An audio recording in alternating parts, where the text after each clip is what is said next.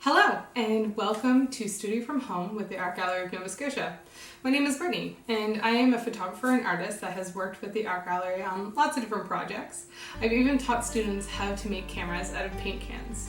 And today, we are going to do a fun and simple photo activity that you can do right at home and is inspired by the photographs of Ned Pratt. First, what we're going to do is we're going to create a viewfinder, and this is going to help us compose our photographs. Then I'm going to teach you a little bit about important compositional elements for photography. And lastly, we are going to take a walk through our neighborhood. And on that walk, we're going to take some photographs that use those compositional elements that I've taught you and challenge the way that we see landscapes. So let's jump right in. The important thing about Pratt's artwork is that he's interested in photographing Newfoundland in a way that challenges everyone's perception of the island. He wants to ignore traditional landscape photography approaches and lets his images be more of a self-expression than a straight representation of his surroundings. Consider Foghorn Shelter. What do you think Pratt is trying to say with this composition? Why did he choose not to use the shed as a focal point in this image? Does this photograph make you feel something? What is that feeling? Starboard buoy. What do you notice about this image? Why do you think Ned didn't wait for a clearer day to photograph? Would it have been a nicer or more interesting image if there was land in the foreground of the composition? What does the fog in the image say about the place? And cow corn, the Goulds. How does this describe Pratt? How can a photograph of a field represent a person? Look at the vanishing points that are created by the lines in the field. Do they move you through the top of the image? Do you move quickly or slowly through them? Let's get started. To start, you will need a digital camera. It doesn't have to be fancy though. I suggest using your or a parent's smartphone or tablet.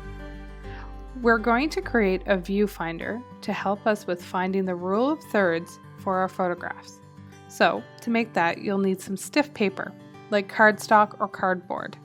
One side of a cereal box works great. You'll also need scissors or an X-Acto blade, a ruler or a straight edge. I'm using a 3-hole punch here, pen or pencil, tape, and string or yarn. Okay, let's begin. First thing we are going to do is create our viewfinder. Take your cardboard or your cardstock and place it in front of you landscape, so the short edges are on either side. Using your ruler or straight edge, 1 inch from the left side, measure in 3 different places and make dots. Then use your ruler to connect these dots to create a single straight edge. You're going to do this on all 4 sides of your cardboard.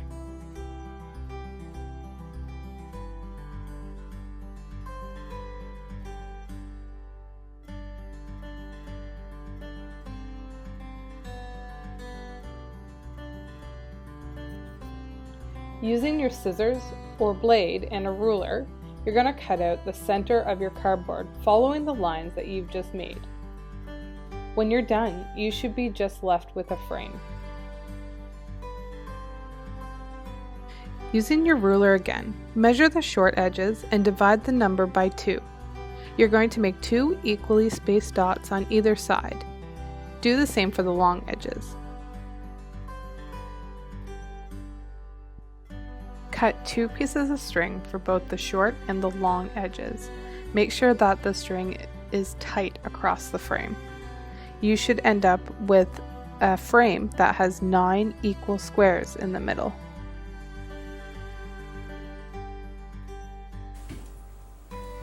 Okay, so now you have a viewfinder.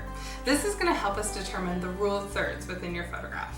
So, the rule of third is a photography rule that draws imaginary lines so your photograph is equally split into 3 different sections, both horizontally and vertically. Traditionally, in landscape photography, the bottom third of your photograph will be land. In this case, it's water. And then the top 2/3 are going to be sky. The main subject of your image usually touch one of the 4 center intersection points.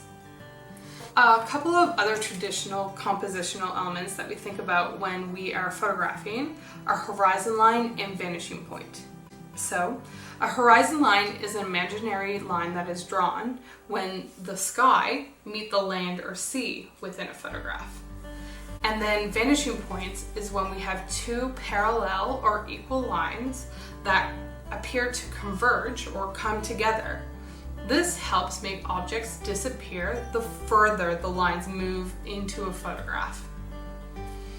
Okay, so let's grab your camera. And for this project, you really only need a smartphone or a tablet. And you're also going to grab your viewfinder. And we're going to go for a walk through the neighborhood and try to find some inspiration. You're going to walk around your neighborhood or backyard and stop when you find an area that gives you inspiration or that is important to you. As you look around the landscape, ask yourself questions like, is the subject interesting? Is there something familiar about the landscape? Is it familiar to everyone or just me? When you find a subject that interests you, use your viewfinder to match the horizon line to the line on the bottom third of your viewfinder. Hold the viewfinder in front of your camera lens so you can see all the strings in front of your landscape. Take the photo, analyze your image, and ask the following questions. What is in the middle of the frame? What is in the top of the frame? How does this image make you feel about the landscape? Now, like Ned Pratt, we are going to adjust our perspective to make the image a little more interesting and dramatic. Look around. Is there something in the landscape that didn't seem as important to you? Can we bring it into the frame and look at it differently? Can we change the focal point? Tilt your camera up. Does it change the way that you see the landscape? What happens when you get closer to the ground? Can you create a new vanishing point within that scene?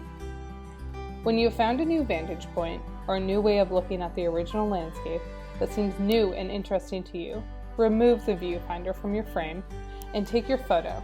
Analyze it again. How did the landscape change? What does the perspective have to say about the space? Does it tell a new story? What is that story? Thank you for hanging out today and taking photos with me.